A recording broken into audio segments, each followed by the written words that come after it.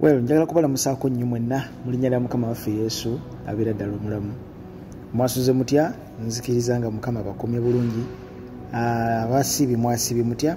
Ate abalala gye mwasuze mutya? Njala kwebaza Katonda ku lw'obulamu bwammwe. Nkuze ekiwalaata mukiraba. Nkuze ekiwalaata kikuze. Njala kwebaza Katonda atuwadde omukka okulya, atugabiridde ekituufu tutunula emabega emyaka gye twalimu. Ebiseera ebyo mbijjukira byalinga by'amaziga. Akaseera omuntu kabeeramu ng'aweereza Mukama naye nga mwavu manyi feeling eyo weebeera ewulirwa. Oweereza Katonda omulamu, opangisa ekyokulya owamanta kiwammante naye nga balaba man of God, balaba omusajja aweereza mu maanyi naye nga bodde waka bw'obeera nga gwe mwami ate ng'omukyala yakufumbira emmere, omukyala nga yakufumbira yayiiya ku makya akasente k'ennaku zino bakayita akasente ka kikazi ka kinaku, ng'omukazi yakulabirira ate gwe omusajja yandibadde alabirira omukazi. Kati ebiseera ebyo mbitegeera biba bizibu nnyo, biba bizibu naye nga gwokanya kuweza mu serving God naye nga bagamba kuba mu ngalo haleluya naye nga bodde waka. Nzijukira ebiseera ebyo baaba, ebiseera ebyo tebyali byangu. Nzijukira ensimbi omusajja wa Mukama nze nasooka okukwata mu ngalo zange nga ekirabo okuweereza yali musumba David Mukisa. David Mukisa ebiseera ebyo nga akyali ku Victory, abamu nga temunaba mulaba ng'empala agisiba akafaananyi ako ndowooza nkyakalina. Nali ndi mukuweereza naye David Mukisa dda nno ng'empale singa olengera empale gye nnyambadde n'eya David Mukisa bw'afaanana nga nakikiriza nti yono olwaleero. Nempeereza naye n'akwata mu wallet n'ajjamu emitwalo gyali 10 ng'obudde obwo okuwa emitwalo 10 maama nnyabo. Era yali yakazinkwasa bw'ati bwepa yakubikula wallet n'ajjamu ebinyaanyanya chwa kwata webale kuweereza oweereza bulungi. Nalabye omuntu gwe tuweereza naye nanzivunula obulungi onkoledde omulimu biseera ebyo tebyali byangu. Era ebiri we nagikwata 10 lwe nagikwata nenkwata 2 nempa yali amanja nenkwata so si byangu. Naye mbasabira mwenna abayita mu mbeera eyo, depression eyo, embeera ey'okuyaggayaga okunoonya 10 obaddewo otya si nyangu. Naye mbasabira nammwe Mukama agibasuuse mu linnya lya Mukama waffe Yesu. Andyanywa neyagala Mukama mpadde omukisa, sijja kwegaana. Waliwo ate ekintu kyolabanga nawe bw'ate bweweegaana bw'otakiwera bujulizi butuufu obeera mulyazaamaanya. So nebaza Mukama nti at least ayina we yanteeka nga sisaba nti gundi mpeeyo 10 mpayo 10 ndi bubi nfa. Ebiseera ebyo byayita, ebiseera ebyaliwo nga okufuna omutwalo mu nsawo it's a miracle. Nebaza Mukama nti olunaku olwaleero ekituufu kiri nti akakadde k'essente it's not a miracle. Akakadde ka ssente it's not a miracle. Okuwulira nti olina naawe ebyokozeewo nga gwe omuntu muvubuka mu myaka gino, omutuufu twebaza Katonda mu linnya lya Mukama waffe Yesu. Nawe nkusabira Mukama abeeko kyakola ku ludda lw'eyo maanyi ag'omwoyo omutukuvu. Era nga nzikiriza ng'asobola okikola.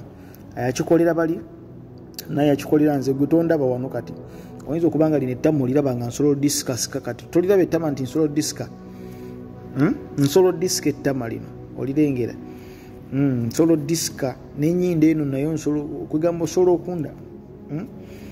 Naye ebiseera bireri nga bwensika wano nsika magumba gonna nga gaggwayo munda nga ndi bubi ebyaddala. Nenebaza Katonda ti mulungi mwesigwa. Ndi mu wiiki yakwenenya ndi mu wiiki yakwenenya maaso ngenda kukomawo n'okwenenya paati ey'okubiri ery'omusumba Bugembe nadde sinabammu malayo mwenenyeza bulungi nnyo. Ndi mu wiiki ya kwenenya. Amina. Nzikiriza nti mugenda kunsonyiwa n'okwenenya kwange kuno, munzikirize munsaasirireyo mu linnya lya Mukama waffe Yesu abeera ddala omulamu.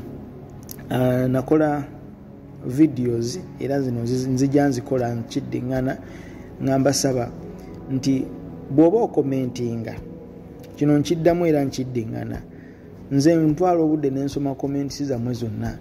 Video esobola okuba ng'erabiddwa abantu 2,000, tugambe erabiddwa 1,000, 2,000, 15,000, whatever.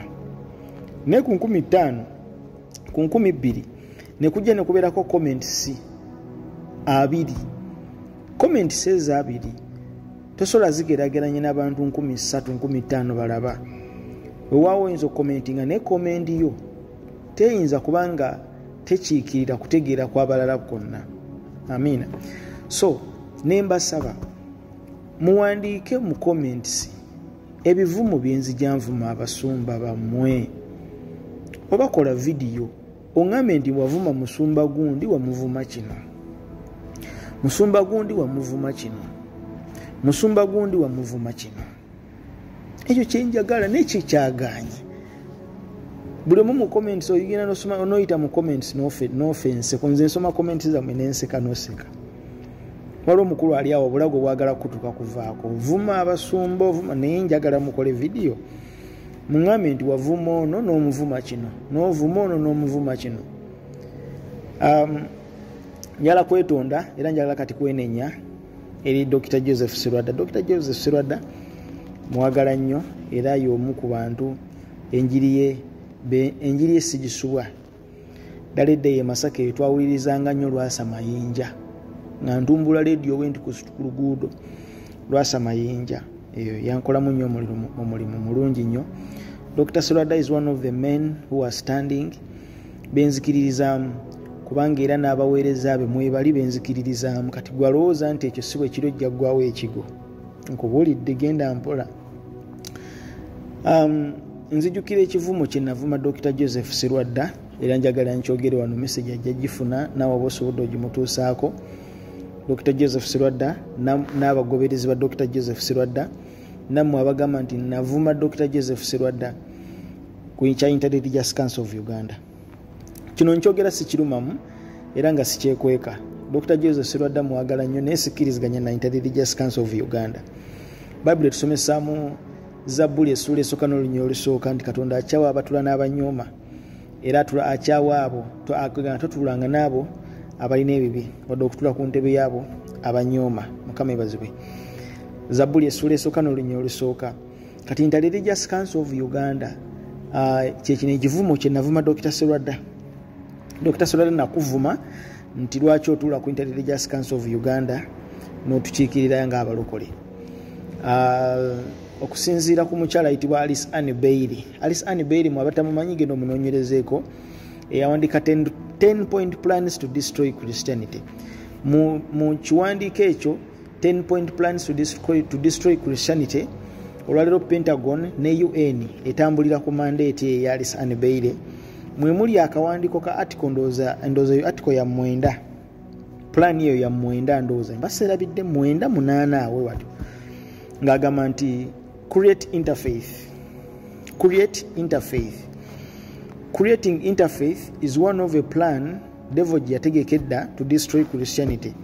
Nolwekyo interfaith Inter-Religious Councils of Uganda oba ziyite interfaith tezitandise kati. Program agenda ya creatingibwa dda omulabe yagiteekateeka dda. Nolwekyo neetaaga nze nganza omuntu obuntu okusinkana Dr. Joseph Sirwadda nze nganza nnyonnyole Inter-Religious Council of Uganda enegasa ki. Nolwekyo bwe navaayo nenjogera ku nsonga eyo nakuvuma. Ku nsonga ya Inter-Religious Council of Uganda nakuvuma era nenenya. Ekyo kivumo kye nakuvuma nti Inter-Religious Council of Uganda si nnungi nenenyeza. Mumpe ebivumo ebirala bye navuma Dr. Sirwadda mbirinze mu comment. Mukama bampeera omukisa. Banange nina abasumba bangi nnyo be navuma ngenda kujja nga nenenya mpola mpola. Ne ku nsonga ya Naboth nkyagigoberera mpola bulungi. Bye bye.